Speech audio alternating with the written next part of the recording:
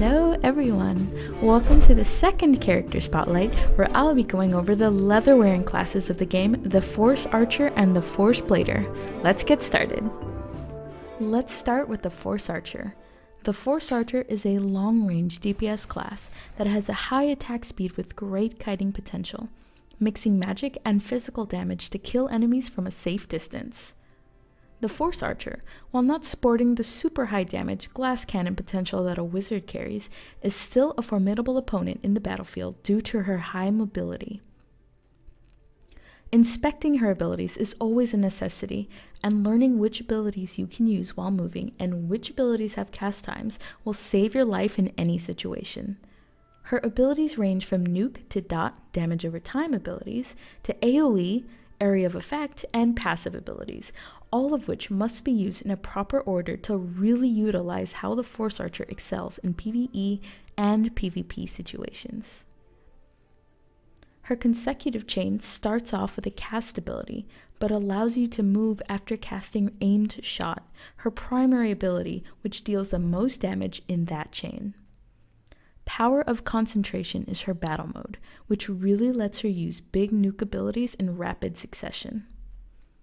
After getting her abilities down, you'll have to get used to the idea of moving around and only casting her abilities when you're a safe distance away, so memorize her max range, which is 21 meters.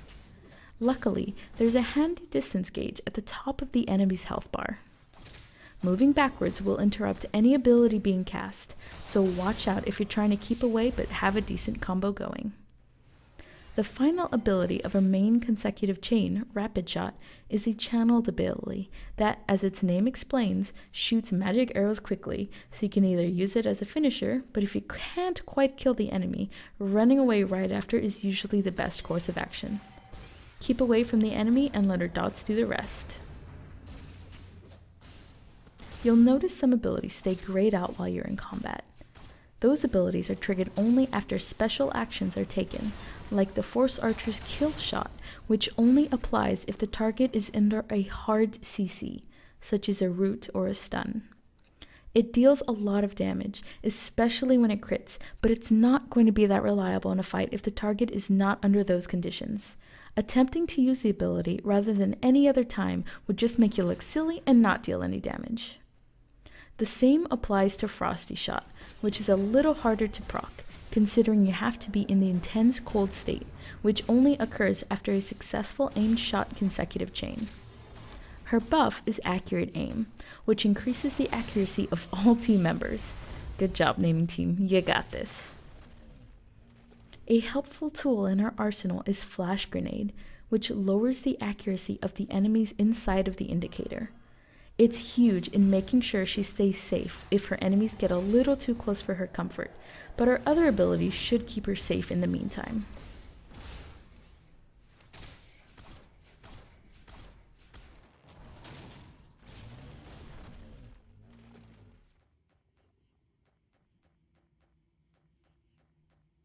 Her other grenade is purely an AoE damage spell that helps with enemies cluttered inside, but can do nicely against a lone ent. Finish off that enemy and recuperate your mana using Deadly Focus, which essentially works as a mana potion. Very handy in combat.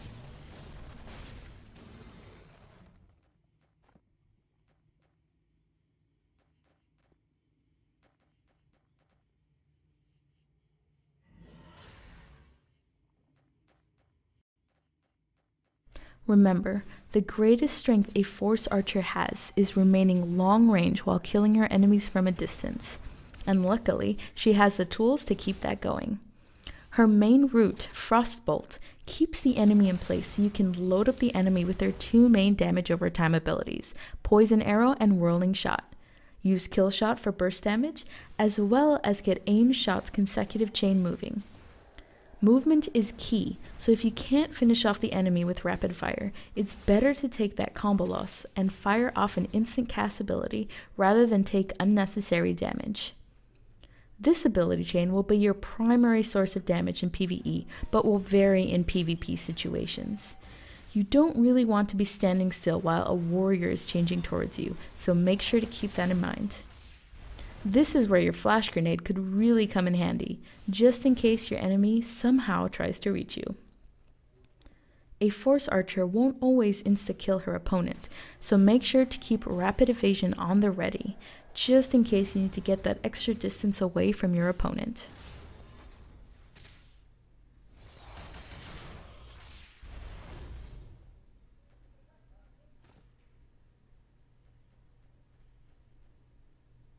The archer, while not excelling in AoE like a wizard or warrior, still has enough in her kit to make her viable in some situations.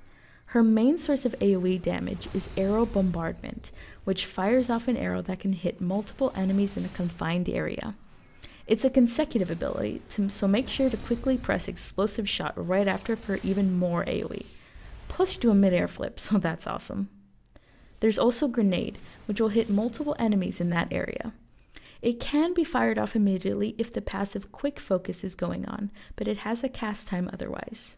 Quick focus has a random chance to proc, so keep on the lookout on your buff bar for it.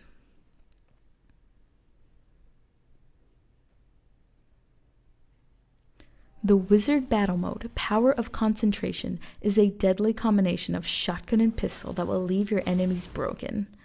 Like all DPS battle modes, she has a consecutive skill tree, an AoE consecutive attack, a massive nuke ability, a CC ability, a self-CC ability that acts like rapid evasion, and a self-heal. Her battle mode, when used properly, also keeps her far away from enemies where she can murder them in peace. If you're lucky, even if they get in range, your evasion skill will be up, so you'll be virtually unstoppable as you lay waste to your enemies.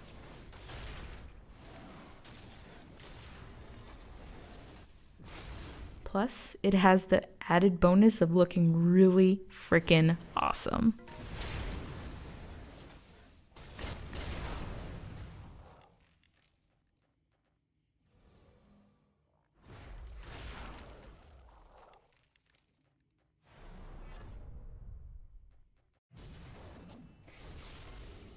The Force Blader is a hybrid class that mixes melee and ranged abilities to make him a scary figure on the battlefield. Using a mixture of electric and shadow attacks, the Force Blader is a high attack and high damage glass cannon class.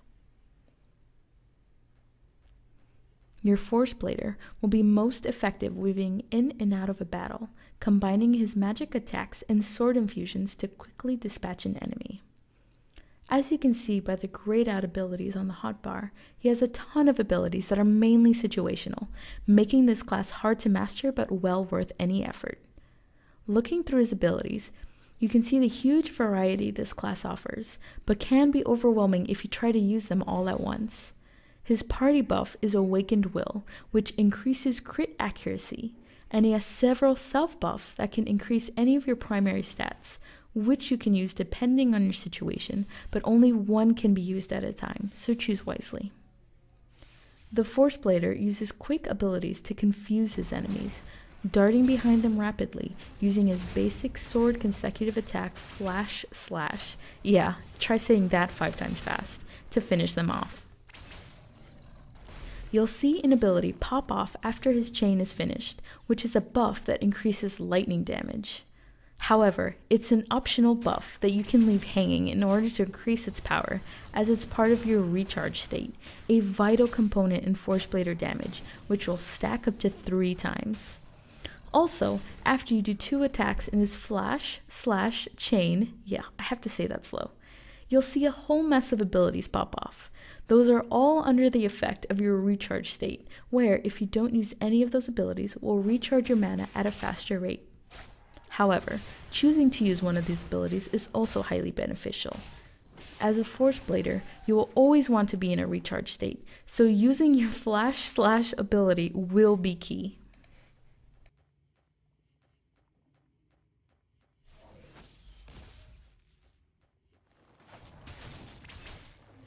Now, what do these individual abilities bring?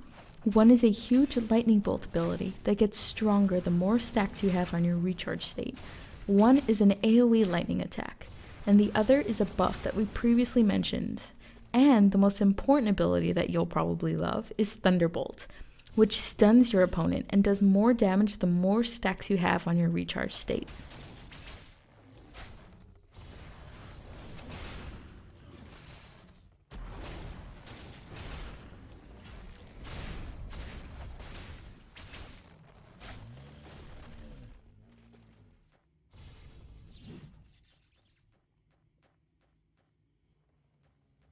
And then there's Power of Domination, Wings of Awakening, which is an ability that grants you the power to use 2 powerful spells from long range, as well as summon awesome looking wings. There's only 2 spells in this state, but both are incredibly powerful, so don't underestimate them. You have to use them in successive order, but once you get the basics of hitting one ability after another, I'm sure this will be a cakewalk for you.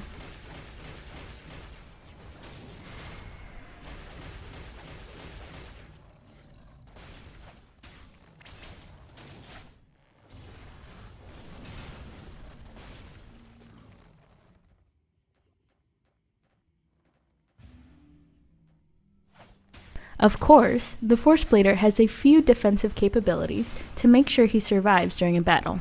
The results are not guaranteed. He has a magic shield, electric shield, that will shield him from any magic abilities, though a trunk to the face will sadly pass through them. And Shadow Shield, which will actually help defend against a few tree trunk punches to the face, as it actually covers physical damage and will let you finish off your enemies in style.